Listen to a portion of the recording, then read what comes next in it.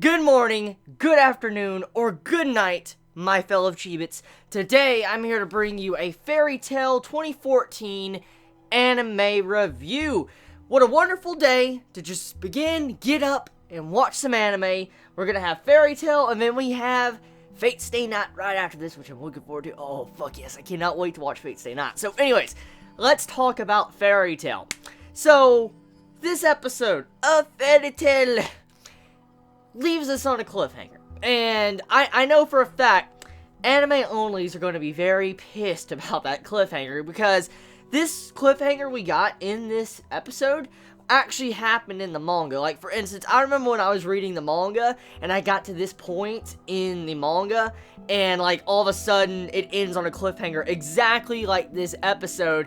Oh, I was angry. I'm like, why would you end it there? So, I understand the anime-only's plight right now when it comes to watching this episode and seeing that cliffhanger, because, damn it, that sucks, because that cliffhanger, man, just leaving it on Elfman about to destroy Fairy Tail, because he's being ordered to do it, or his sister will be harmed, and he'll be, like, forced to kill his own sister, that right there, fucked up shit. But, I mean, it's an incredible cliffhanger, and it makes you wonder what is going to happen, and what type of repercussions are going to happen because of this, because, I mean, Elfman right now is situating himself to where he is going to destroy Fairy Tail, and supposedly what he's about to use, it is 500 times stronger than Jupiter. We remember Jupiter. Remember Erza blocking Jupiter with her fucking shield earlier on in Fairy Tail, and that was freaking strong? Jupiter constantly gets mentioned throughout Fairy Tail because it's just that scary of an ability, or, you know, a magical move and a weapon, and then to see how this thing right here is 500 times stronger, Fairy Tail will just be obliterated off the map. Like, it's gone as soon as it goes off.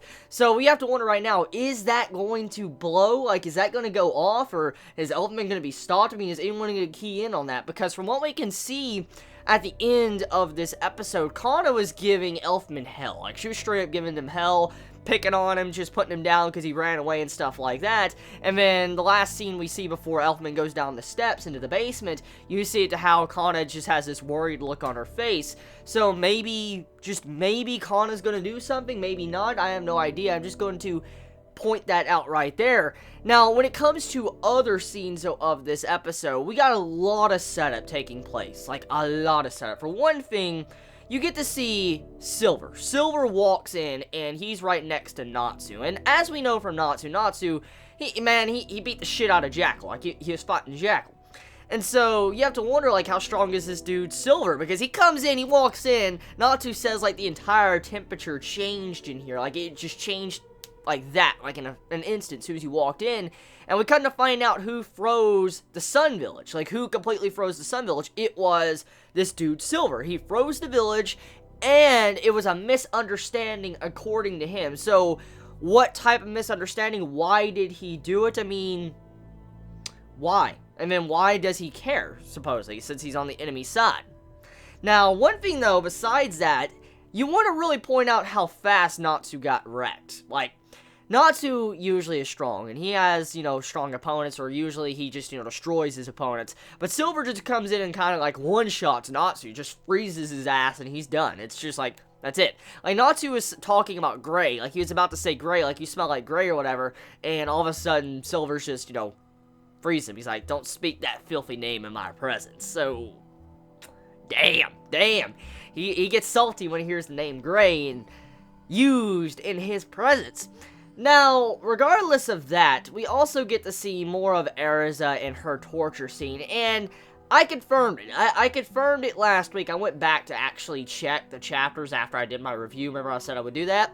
Yeah, they did censor. They definitely censored that, you know, scene with Erza when she was being tortured. She was supposed to be in the nude, and it was supposed to look a lot more brutal, and just look a lot worse. Let's put it that way. It's supposed to be very fucking brutal, and it was definitely censored and shortened down a lot. It was really shortened down after I went back to look at it. I'm like, oh my god, really? They just censored something like that. I'm like, okay. I mean, I understand it's, you know, it was kind of graphic for younger audiences. I can understand that. I mean, But from what we see, though, after, you know, the torture scene is done in this episode, this weird tentacle demon pops up, and it's right next to Erza, so obviously Hiro Mashima, he's getting in that, you know, fan service, those, you know, stereotypical things we see in anime, you know, tentacle hentai and shit like that. That's probably what we're getting into. I've seen enough stuff to know that that's what that kind of looks like. So, Hiro Mashima getting into his, perverted side, giving us, like, torture-type, crazy porn hentai, and now he's giving us, tentacles, just like, yeah, this is one after another in the manga. I remember this, and I'm like, what the hell? Now, animation of this episode, personally, there was a lot of still frames throughout this episode. The animation did look good. It was nothing spectacular to say, but when it came down to the nitty-gritty, the episode was very good with its animation art. For a standard long-running series like, Fairy Tail, it looked really damn good. But there was a lot of still frames throughout this episode that I did notice, and I mean, not every episode's gonna have beautiful animation, like with no still frames, like, the first 2 episodes of this Tartarus arc, because they were just setting up the emotions and feels. But I mean, judging by the way this is one of the best arcs of Fairy Tail, I'm willing to bet that the studio that's, currently animating this is going to be putting a lot of budget into this arc, because there's a lot of good moments. A lot of good moments are really fucking epic, so I sense that a lot of the budget's going to be saved for later things down the road. So, regardless of that, that is Fairy Tail this week. Tell me your thoughts and comments below. How do you feel about it? I love you all so much. You have a wonderful day or night wherever you live. Please be safe. Chibi out.